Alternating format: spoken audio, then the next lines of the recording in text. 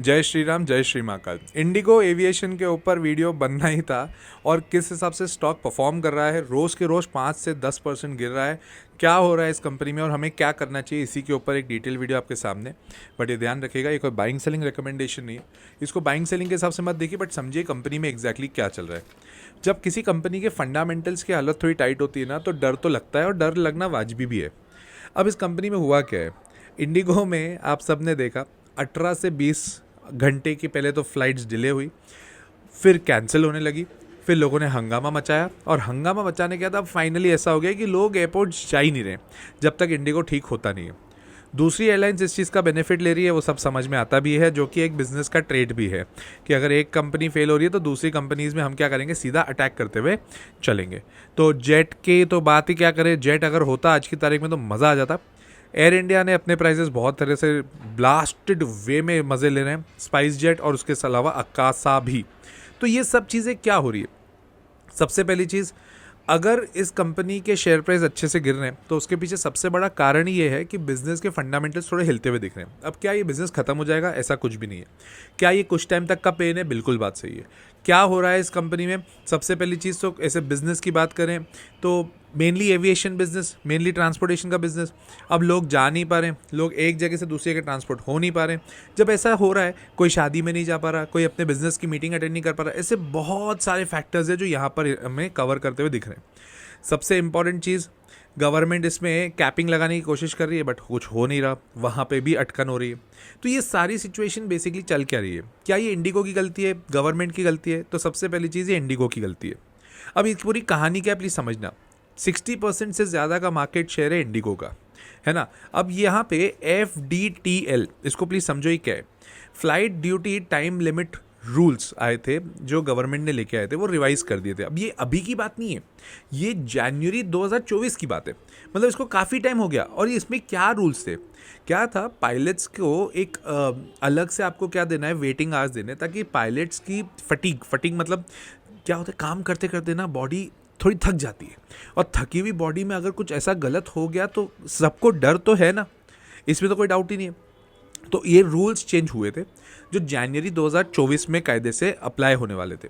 उसके बाद में सुप्रीम कोर्ट के पास ये केस गया, वो बोले कि नहीं यार, इतना अजीब से रूल है, इसमें हमको करने की ज़रूरत नहीं है। तो ये रूल्स के बाद में सुप्रीम कोर्ट ने कुछ रूल्स पहले फॉलो करवाए और कुछ रूल्स अभी बाद में फॉलो करने के लिए बोले हैं।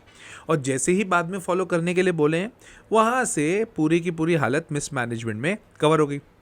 इंडिगो तो यही चाहता है कि ये वाले रूल्स ना आए, तो इतना पैनिक क्रिएट करवा रहा है कि जहां पर हम देख रहे हैं कि ओवरऑल सिचुएशन में ही पंगा क्रिएट होते हुए दिख रहा है। और ऐसा पैनिक क्रिएट हुआ है कि गवर्नमेंट को भी कहीं ना कहीं झुकने पे मजबूर करने की बात चल रही है।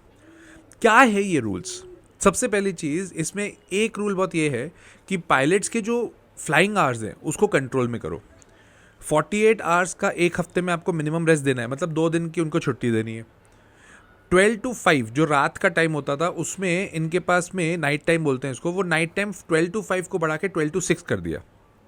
तो ऑटोमेटिकली वहाँ पे जो नाइट आवर्स में कम लैंडिंग होती थी वो थोड़ी अब ज़्यादा होगी कंपेरेटिवली। कॉन्सेप्ट ये 6 नाइट्स लैंडिंग का इनके पास में पहले से था, जो 2 नाइट्स पे कर दिया, क्योंकि 6 नाइट्स लैंडिंग थोड़ा सा टफ हो जाता है, 2 नाइट्स पे कर दो। 2 दिन बैक टू बैक आप नाइट लैंडिंग पायलट से नहीं करवाओगे। तो इतने स्ट्रिंजेंट नॉर्म्स थे। 1 जुलाई 2025 से काफ़ी रूल्स लग भी गए थे, बट ये नाइट टाइम वाले जो था ना, वो अभी 1 नवंबर से लगना चालू हुआ। फिर क्रू की दिक्कत आने लगी, फिर पायलट्स की दिक्कत आने लगी, ऐसे करते करते सब मल्टी फोल्डेड वे में सब एक ही बार में पूरा का पूरा इनकी हालत टाइट हो गई, या टाइट करवाई गई। क्या गवर्नमेंट को झुकाया जाने की कोशिश है? तो ये सारी चीज़ें हो रही हैं, इसमें कोई दो राय नहीं है, और ये चल रहा है मार्केट में। तो हमें किस तरह से उसको देखना है? शेयर प्राइस की देखें तो ऊपर से काफ़ी हद तक नीचे गिर चुका है। अगर मैं देखूँ, बिजनेस बहुत ज़्यादा हैम्पर होगा, दिसंबर क्वार्टर में इसका बहुत बड़ा इम्पैक्ट दिखेगा, रिजल्ट्स बहुत ज़्यादा अच्छे नहीं आएंगे। इन्वेस्टर पॉइंट ऑफ व्यू से हर जगह नेगेटिव है। एंटर कर लें, सर इतना अच्छा शेयर है, आज नहीं तो कल तो बढ़ेगा, मेरे को उसमें भी कोई डाउट नहीं है। कंपनी बंद हो जाएगी क्या? नहीं होगी। नीचे कहाँ तक जाएगा? तो अब मैं क्या करता हूँ, इसको टेक्निकल्स पे पहले लेके चलता हूँ। टेक्निकली अगर मैं बात करूँ तो अभी ये फॉलिंग नाइफ है, गिरता हुआ चाकू है। गिरते हुए चाकू को पकड़ने जाओगे ना, हाथ कटेगा। हाथ कटने से बचना है, थोड़ी देर वेट कर लो। कोई ज़रूरी नहीं है कि हमें आज के आज ही सब चीज़ें खरीदनी है, कोई ज़रूरी नहीं है कि मैं आज के आज ही सारे डिसीजन लूँ, वेट करो। वैसे भी मार्केट अभी लाइफ हाई के आजू बाजू चल रहा है, क्यों रिस्क लेना है, शांति से बैठो, अगर करेक्शन आता है तब इन्वेस्ट करेंगे, अदरवाइज कोई ज़रूरत नहीं है। डॉक्टर ने बोला है कि आज तुमको पैसे डालने ही डालने। तो लेवल वाइज अगर मैं बात करूँ तो एक लेवल है 4700 और उसके नीचे जो अगला लेवल जाएगा ना वो आएगा 4000 के करीब करीब। That can be the point, but वहाँ पे क्या वहीं पे इन्वेस्ट करना है क्या? नो, वहाँ पे रुकना है कि देखना है यहाँ से पलट रहा है या नहीं। पलट रहा है तो अपन एक बार थोड़ा सा रिस्क लेने की बात करेंगे, बट अगर नहीं पलट रहा है तो बहुत ज़्यादा दिक्कत है नहीं। फाइनेंशियल्स पे बात करें तो ना सितंबर क्वार्टर से ही इनके ऊपर गाज गिरना चालू हो चुकी है। सितंबर 2025 का जो क्वार्टर गया अभी 19,600 की सेल्स थी, जो कि अगर मैं सितंबर 2024 से कंपेयर करूँ तो 17,750 की थी, तो इफेक्टिवली वहाँ से देखोगे तो बढ़ गया। That's a good point. But operating margin जो अभी 1624 करोड़ का था वो पहले 2421 करोड़ का था, मतलब पहले 100 रुपये पे ये 10 रुपये कमा रहे थे, अब 100 रुपये पे ये 3 रुपये कमा रहे हैं। सितंबर वाले क्वार्टर में हमेशा लॉस शो करते हैं, तो पहले इनका लॉस था 987 करोड़ का, अब वो बढ़कर हो गया 2600 करोड़ का। डूड, तो ये दिक्कत है कंपनी में। बिजनेस वाइज दिक्कत मेरे को नहीं दिख रही है, बिजनेस वाइज तो अब दिख रही है दिक्कत, बट सितंबर क्वार्टर से ही थोड़ी बहुत गड़बड़ दिख रही है। As an investor see there are two kind of perspective. एक हो गया कि हम एज एन इंडिविजुअल सिटीजन क्या करें, तो अभी फ्लाइट में ट्रैवल करोगे अपने सर फोड़ने वाली बात है। दूसरी चीज़, क्या हम इन्वेस्ट कर सकते हैं क्या? तो इन्वेस्टमेंट्स के लिए आपको वेट करना आना चाहिए। स्टॉक मार्केट में सबसे इंपॉर्टेंट स्किल होती है टू हैव दैट पेशेंस। ज़रूरी नहीं है हर चीज़ में जाके हमें कूद जाना है, हमें वेट करना आना चाहिए। ज़रूरी नहीं है कि हर अपॉर्चुनिटी में हमें कूदें। तुम 2 मिनट सोचो, एक कोई कंपनी गिर रही है और मार्केट अपनी लाइफ हाई पे, मार्केट अगर करेक्ट करता है तो जो गिरी हुई कंपनी है वो और तेज़ी से गिरेगी। गिरी हुई कंपनी को उससे मत लीजिएगा, गिरी हुई कंपनी मतलब जिसका शेयर प्राइस गिरा हुआ है। तो प्लीज़ इन सब चीज़ों को थोड़ा सा ना ध्यान लेके करो, और प्लस अपना पैसा है फालतू में ऐसी जगह ना लग जाए जहाँ पर हमें बाद में दुख हो, राइट। और रही बात इसकी प्राइस अर्निंग रेशियो पे, 43 का है प्राइस अर्निंग रेशियो, और अगर मैं स्पाइस जेट का देखूँ तो माइनस में, स्पाइस जेट लॉस में है। ये एक्चुअली देखा जाए तो मोनोपोली कंपनी है, मतलब अगर 60% से ज़्यादा अगर आपका मार्केट शेयर तो मोनोपोली हो गया। तो इफेक्टिवली मेरे को तो ठीक लगती है कंपनी उस एंगल से। क्या मैं इन्वेस्ट कर रहा हूँ? नहीं। क्या मैं इन्वेस्ट करने का सोच रहा हूँ? बिल्कुल भी नहीं। क्या मैं इंडिगो में फ़्लाइट में ट्रैवल करने का सोच रहा हूँ? सोच तो रहा हूँ, क्योंकि ट्रैवल तो मेरा भी ऑलरेडी प्लान्ड है, बट क्या मेरे को फ़्लाइट मिलेगी? I don't know. But effectively as an investor हमें थोड़ा वेट करना चाहिए। और प्लीज़ यार भागो मत। एक बार गिर रहा है, तुम बॉटम पे कोई चीज़ पकड़ पाओगे क्या?